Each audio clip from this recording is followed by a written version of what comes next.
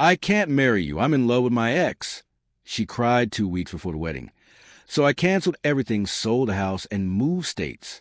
I remember the morning clearly, even now, years later, like it's carved into my memory with a knife that's too sharp to ignore.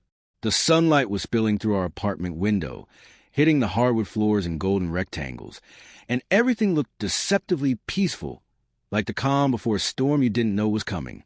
I was brewing coffee, the scent strong, dark, a little bitter, but comforting, when Madison came into the kitchen. She was holding a stack of invitations, her hands trembling slightly, and I remember thinking that was odd, because Madison was usually meticulous, precise, everything in its place. She set the envelopes down on the counter, without a word, and that's when she spoke. "Ethan, I can't marry you," she said, voice breaking, eyes red and glossy from tears she hadn't wiped yet. "I'm in love with my ex." I froze, the coffee pot still hissing, and my brain seemed to stall in disbelief. My first thought wasn't anger. Not yet.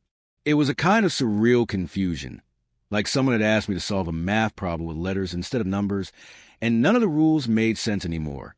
My mouth opened, closed, open again. "Wait, what? Now?" "Madison, we're getting married in 2 weeks. The house, the plans, everything." She shook her head, tears slipping down her cheeks. I know it's awful. I thought I was over him. I really did.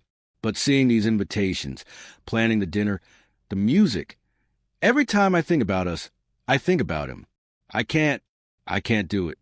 I set the coffee down, untouched, and just stared at her, tried to understand how the woman I loved, who had spent the last 3 years building a life with me, could suddenly pull away from everything we had shared. It felt like the floor had disappeared beneath me. My first instinct was to grab her, hold her, tell her everything would be okay. But I stopped. I couldn't. Not this time. Not when she was telling me that everything we had built together, every plan we'd made, every promise we'd whispered in the dark, had been meaningless to her all along. My voice was flat when I finally spoke. "So that's it? You're leaving?" 2 weeks before the wedding. She nodded, shivering slightly, and I realized she had made her peace with her decision. She wasn't begging. She wasn't looking for my approval. She was just stating a fact, and the cold, brutal clarity of that fact hit me like a punch to the gut. I remember walking through the apartment that afternoon, touching the things we had chosen together, the couch we had argued over the color of, the art we had picked for the walls, the books on the shelves, stacked just so, and it all felt alien, like I was moving through someone else's life, someone else's choices. It was all hers now, and I wasn't part of it anymore. I made the decision quickly. The house had to go. The life we had built had to end. I called our real estate agent, listed the houses and started packing my personal things. The furniture she had bought, the decorations she had chosen, everything that symbolized us, I left behind. I didn't want it. I needed space, distance, the ability to breathe without the shadow of her and her choices looming over me. Madison came by later that week, trying to apologize, trying to explain, and I listened because I wanted to understand, but the understanding didn't soften the blow. She said, "I never meant to hurt you, Ethan. I really didn't." But I knew the truth. Intentions didn't matter. What mattered was that she had made a choice, and the choice was to leave me, to chase a version of passion she thought she wanted, and in doing so, she destroyed a life we had been planning together. I sold the house in under 2 weeks. The buyers were eager, and I was mercilessly efficient. It wasn't about profit. It was about severing every connection, cutting the cords that tied me to a life that no longer included her. I moved to Seattle, a city I had always loved, but she had never wanted to visit. The loft I found overlooked the sound, and at night, when the city lights reflected on the water, I felt a sense of peace I hadn't felt in months. For the first time, the silence around me was mine. Madison tried to contact me through mutual friends, through texts from unknown numbers, but I didn't respond. Every attempt she made to reconnect, to pull me back into her orbit, I ignored. It wasn't cruelty. It was self-preservation. I had been given a gift of clarity in the midst of chaos, and I wasn't about to squander it by letting her back in. Weeks later, I started to build a new routine. I joined a climbing gym, started running along the waterfront at dawn, meeting the city before it woke. I made new friends slowly, cautiously, because I had learned that trust had limits, and some lessons were too painful to forget. And then came the texts, the voicemails, the desperate attempts to explain herself. I didn't reply. I listened once, just once, to her voice breaking through a voicemail where she cried about losing everything with Jake, and I felt nothing but distant pity. She wasn't asking for forgiveness. She was lamenting her own mistakes. She had confused me for a refuge, someone who would soothe her guilt. But I wasn't that person anymore. I was the man who had been betrayed, the man who had chosen to rebuild himself instead of clinging to what was lost. Over time, I realized that grief was a luxury. At first, I had let it wash over me like a wave, sitting in the dark, ordering takeout, letting the apartment feel empty and hollow. But eventually I rose. I showered, I dressed, I went out into the city, and I became a part of it. The mountains and water became a sort of therapy. The crisp air reminded me that the world was vast, and there were other lives, other people, other possibilities beyond the shadow of Madison and the destruction she had wrought. Months later, I ran into her at a cafe in my old city. She looked older, harder, the brightness gone from her eyes. She tried to reconnect, to spin the story of her downfall into a plea for me to save her, to forgive her, to go back to what we had. But I realized then that it wasn't about her being remorseful. It was about her needing validation, needing someone to witness her suffering.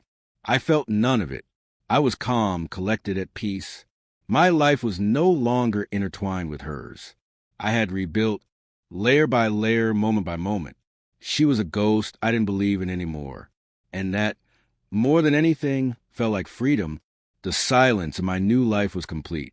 I had escaped the chaos, the betrayal, the heartbreak, and I had found myself again in a city that didn't know our names, in a loft that smelled only of my own choices, in mornings filled with the cold air off the water and the warmth of coffee made for no one but myself. The texts from her grew sporadic over the months, desperate pleas for attention, for reconciliation, for acknowledgement of her suffering, but I stayed silent. Each time I ignored her, I felt a layer of armor grow around me, a shield forged from heartbreak and clarity. Eventually, I stopped noticing the messages. Eventually, the sight of her name on my phone brought no spike of adrenaline, no rush of anger, no flicker of hope. She was history, a lesson, a cautionary tale that shaped the man I had become. I dated slowly, carefully, a woman named Riley from my neighborhood, someone with no connections to the wreckage of my past. And she was kind and brilliant, a reminder that life didn't have to be a series of catastrophes, that love could be steady, honest, and uncomplicated. Madison tried to reach out one last time, nearly a year later, claiming that she had lost everything with Jake, that her friends had turned on her, that her life was falling apart. I listened, as I had to, because the world would always allow you to hear the mistakes of those who had hurt you. But this time, I didn't feel pity. I didn't feel anger. I didn't even feel the faintest spark of longing. I only felt the satisfaction of knowing I had escaped, that I had built something real on solid ground, and that the consequences of her choices were entirely hers to bear. I was free, and it was beautiful, more beautiful than any wedding, any house, any life we had imagined together. I looked at the city from my loft at night, the lights reflecting in the water, and I felt whole again, and finally, I let go of Madison completely. The first few weeks in Seattle were a blur of motion, a kind of survival instinct in overdrive. I unpacked my belongings slowly, placing my books on shelves with the precision of someone reclaiming territory, laying out my tools in neat rows, and choosing a spot for every object that belonged to me alone. Every little thing was a statement. This space is mine. These walls know only me. The city smelled different than where I'd grown up, salty, pine-scented, and under it all, the faint trace of wet concrete after rain. I started running along the waterfront early in the morning, long before the city woke.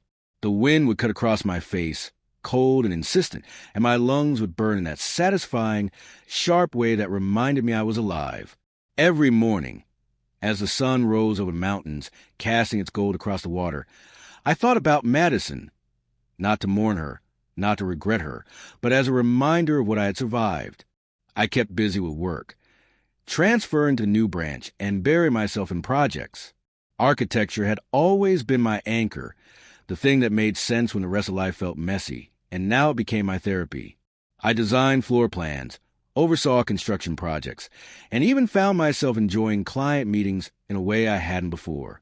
There was something deeply satisfying in creating something tangible, solid, and enduring, a stark contrast to the life I had just dismantled. And slowly, almost imperceptibly, the emptiness began to fill with a new rhythm of a life reclaimed. But it wasn't all calm. The first time I went grocery shopping alone, I found myself standing in the aisle staring at 2 cartons of eggs, thinking about how Madison always insisted we buy the brown ones instead of white. I laughed quietly to myself, but there was a pang of sadness. Not for her, no, not really, but for the life we had imagined together, the dreams we had shared that now existed only as ghosts. That evening, I unpacked my groceries, organized the fridge, and then sat on a balcony with a beer, looking out over the city. The sunset painted the sky orange and pink, and I realized I hadn't cried in days. That night, I slept like a man who had finally laid down a heavy backpack he didn't realize he'd been carrying for years. It was during this time I met Riley. She lived in the apartment next door and had a habit of running late at night, keys in hand, headphones blasting music. I noticed her first because she once tripped on the curb and dropped her bag, sending notebooks and pens scattering. I helped her pick them up, and she laughed, a little embarrassed, a little breathless. "Thanks," she said. "I'm usually more coordinated than this." And that was it. Our first conversation, brief and mundane, yet entirely unscripted. Over time, we started talking more. At the elevator, in the hallway, at the local coffee shop. She was smart, funny, and unlike Madison, she didn't carry a baggage trunk that threatened to tip over at the slightest touch. She was steady, and that steadiness was magnetic. It drew me in gently, without force, without the chaos that had defined my past relationship. Months passed. I found comfort in my new routine, in the silence of my apartment, in the long runs along the water, in climbing the rock walls of the gym until my muscles screamed and my mind quieted. I started cooking again, experimenting with meals I liked, without having to cater to someone else's taste. My apartment smelled like garlic and rosemary, coffee brewing, and occasionally the faint aroma of candles I lit on quiet nights. I reveled in these small freedoms, the ability to exist solely for myself, to make my life about my choices alone. And then, inevitably, came the messages. First, a text from an unknown number. "Hey, Ethan, it's Madison. I know you probably don't want to hear from me, but I saw a picture of the sound on Facebook, and it reminded me of the trip we talked about taking together. Hope you're okay." I stared at it for a long time, my thumb hovering over the delete button, and then I did exactly that. No reply, no acknowledgement. I realized then that I didn't need closure from her. The closure had been my decision to walk away. Every attempt she made to test the waters, to poke at the edges of my life, was meaningless. She no longer held power over me. Weeks later, there was a voicemail. Her voice, fragile and wavering, recounting how Jake had used her, how she had lost her apartment, her job, her friends. She described the emptiness in her life, the humiliating reality of living with her mother again, and finally, she begged me to call her back. For a moment, I listened, letting her words drift past me like a wind blowing through an empty room. And then, with a single motion, I deleted it. It wasn't anger or spite or even pain that made me do it. It was clarity. The person she had been, the one capable of betraying me, no longer existed in my life, and I didn't need to validate her suffering with my attention. She had created her own chaos. I had built peace in the ruins she left behind. Life in Seattle began to feel real, solid, and mine. I started climbing mountains on weekends, hiking long trails where the only voice I heard was my own breathing and the distant call of birds. I started dating Riley seriously, and it was slow, steady calm, like a river building strength and depth rather than a storm shattering everything in its path. And for the first time in a long time, I felt like the version of myself that had been buried under betrayal and heartbreak was coming back to life. But closure, I realized, is never truly final. Madison's presence lingered in the background for a long time. Not in my daily life, not in my thoughts, but in the form of a cautionary tale etched into my being. The pain she caused had been brutal, but it had forced me to confront the limits of trust, the importance of boundaries, and the power of walking away when a situation no longer served me. I became disciplined, careful, and precise not just in work, but in life. I became a man who could face chaos without crumbling, a man who understood that peace was a choice, not a gift. Eventually, nearly a year later, Madison appeared again, this time in person. I was back in my old city for a presentation with my firm. The city felt smaller, quieter, like a book I had once read and now could put down without thought. I stepped into a cafe for coffee before my flight and saw her, standing there with her phone in hand, her clothes sharp but cheap, eyes frantic and pleading. She approached hesitantly, as though the mere act of being in the same room might fracture her. She spoke quickly, trying to condense a year of chaos into one conversation. "Ethan, my life, it's a mess. Jake took everything from me, and I lost my friends, my apartment, my job. I thought I wanted excitement, and I chose wrong. I see that now." I listened, not with anger, not with longing, but with calm detachment. There was a pause before I finally spoke. "Madison, what you lost is yours. I've rebuilt. I've moved forward. What we had, it's a memory, nothing more. I don't hate you, I don't wish you ill, but I'm not a part of your life anymore." Her face crumpled in a way that would have broken my heart months ago. But now, I felt only relief. Relief that the weight of her decisions, her drama, no longer touched me. I left the cafe with my coffee, my bag over my shoulder, feeling the weight of freedom on my back, breathing in the air of a city that didn't know us, a city that had nothing to do with her mistakes. The mountains awaited, the cold, crisp air of Seattle, the routines I had built with care. Madison was already a ghost, and I had stopped believing in ghosts a long time ago.